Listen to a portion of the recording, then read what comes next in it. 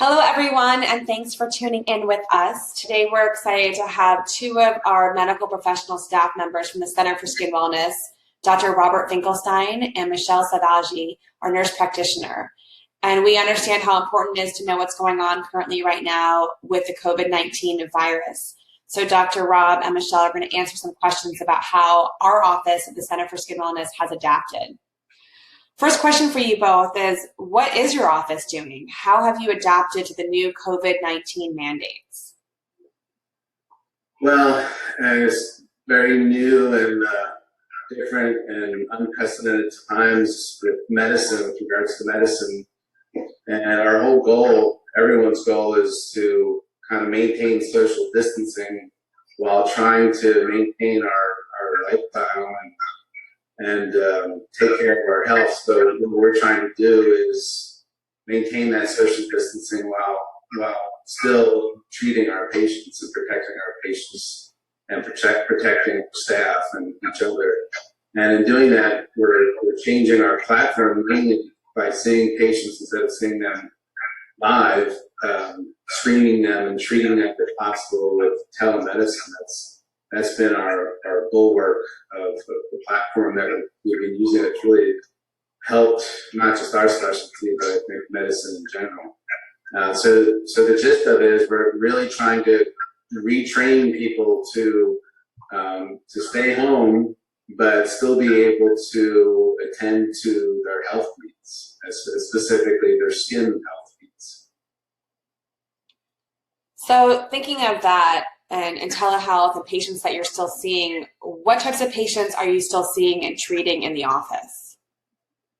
So we're actually still seeing a variety, a wide scope of patients during telehealth visits. Basically, the only thing that we're not really able to do at this point is a full body skin exam, just because it's still better conducted person to person. However, if a patient has a concern about an area on their body, a mole that might be changing, a possible skin cancer that might be coming up, then we're still able to triage the patient through telemedicine and bring them in if needed for biopsy or a surgical procedure.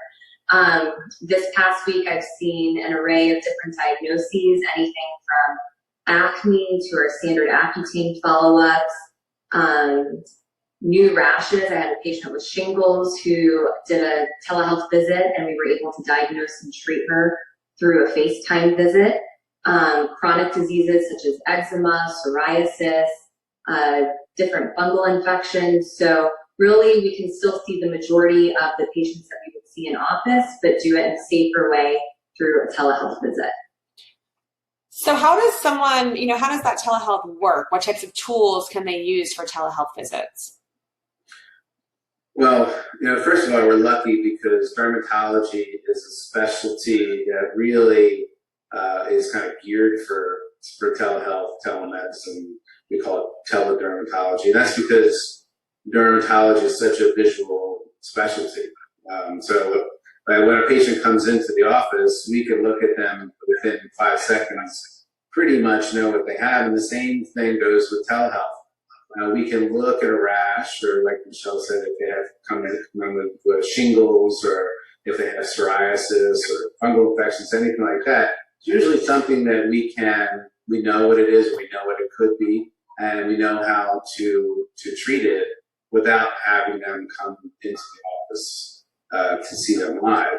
And a lot of times we can look at a lesion and say, well, that might be a melanoma, or that could be something called a squamous cell carcinoma, something that requires maybe more immediate care, and then we tell them that they might need to come in.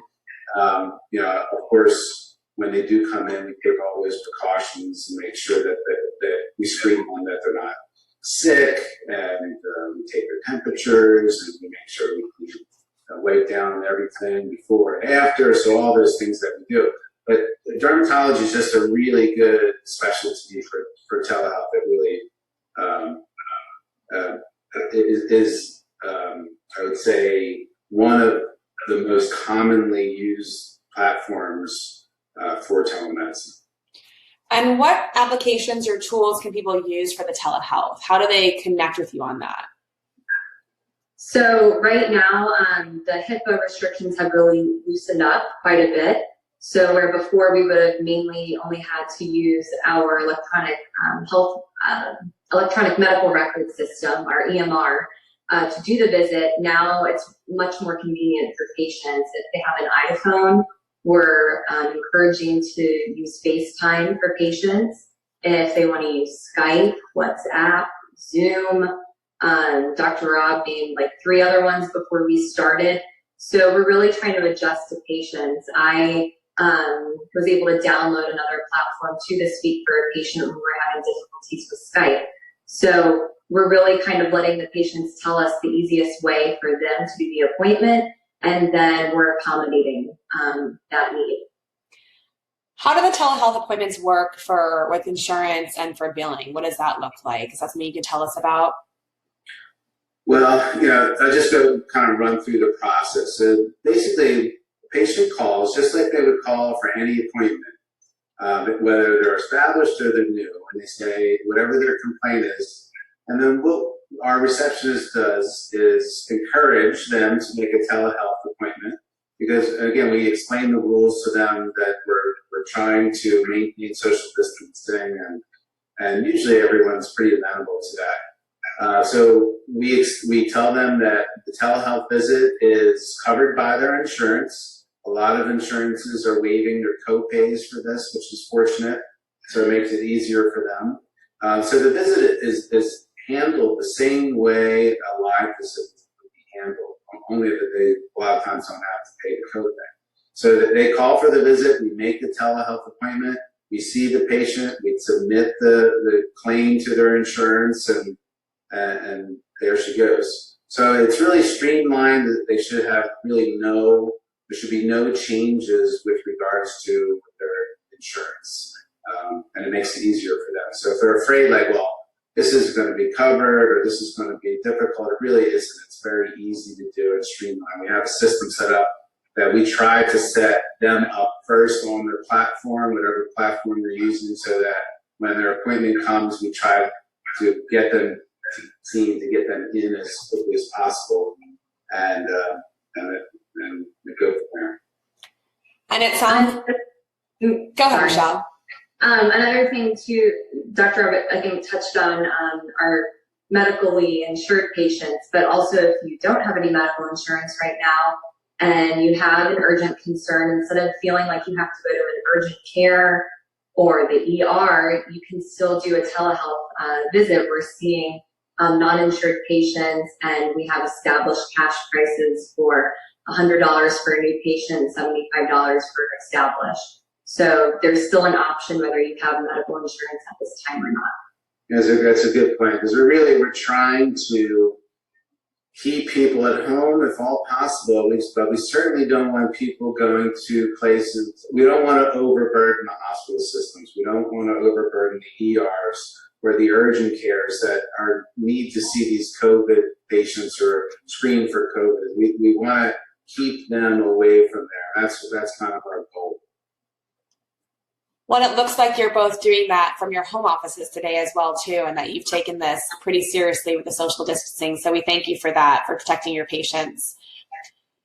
In dermatology, we know that patients have a big commitment to some of their skincare products and may not know exactly how they can still get those right now during this time of 30 days of social distancing. What are some things that you've been offering for them to maintain their skincare routine?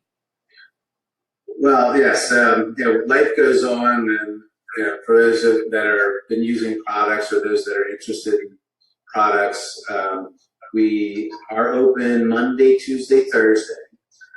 Patients can call anytime to order. If we're at the office, we'll gladly answer calls about products and take orders. And for those days that we're not in the office, we're having you leave a message and we'll get right back to you. But what we're having you do is 2 things. We are actually bringing the products to the sidewalk that we're bringing outside the building with masks and gloves and using all those precautions so that you don't have to come into the office, trying to make it socially distant as possible. There are also a couple of the companies where you can order through us and where the company will actually ship you the products directly. And that way you don't even have to leave your house. They'll just either UPS or FedEx, whatever service they use. So you can continue using your products. You don't have to stop that. We're trying to do our best to serve our patients for those products. Unfortunately, we're not able to do like drive-by Botox or fillers. We are not allowed to do cosmetic procedures. But as soon as this virus clears, we'll get you back in the office as soon as we can. Any last thoughts or sentiments you have for your patients? I think that just the main point is we really want our patients to know that we care about them and their health, and we want everyone to stay as healthy and safe as possible. We know that these are challenging times right now, and we're really just trying to adapt to all of the changes. So if there's any concern or anything you need, we want you to know that we're here for you. You can still call our office. And we just want you guys to stay safe. I agree. And just to kind of reiterate also that the telemedicine, fortunately or unfortunately, we're going through all this. But fortunately, we live in a day where the technology allows us to perform evaluations and keep socially distant. This telehealth is going to be a real godsend. So I would encourage my patients, whether they're established or new, to use that platform and take advantage of it. Not just for us, but for all their providers. That will keep us socially distant, keep us home, and that's how we're going to kind of tackle this virus, this pandemic as quickly as possible. But like Michelle said, we really just want everyone to be safe, and we care about them, and hopefully we'll get through this sooner than later. And then the other thing that I just wanted to add for anyone who's a little skeptical of trying the telehealth, on Thursday I had 21 patients with various ages, anywhere from 10 years old up into mid-80s. All of them were able to log on, do the telehealth, and they all really liked it. It was convenient. They were comfortable in their own home. They didn't have to drive to the office. They didn't have to wait in the waiting room, then wait in the exam room. It's as soon as I logged on and I was able to speak with them, their appointment began. So I actually think patients are adapting really well, regardless of their age or technology abilities, and they're loving it. So I think it's actually something that is great to use. Yeah, it may actually change the future of how we do medicine, which is it's interesting in of itself. Mm-hmm. It's a hard lesson to have to learn how to do this, but it's going to be interesting to see what happens. Well, thank you both for your time today. I know it's been incredibly informative and will be helping all of your patients understand what's going on with your office. You stay safe, stay healthy, and we will stay connected with you through telehealth. Thanks and have a great day, both of you. Thank you. Hi, thank you.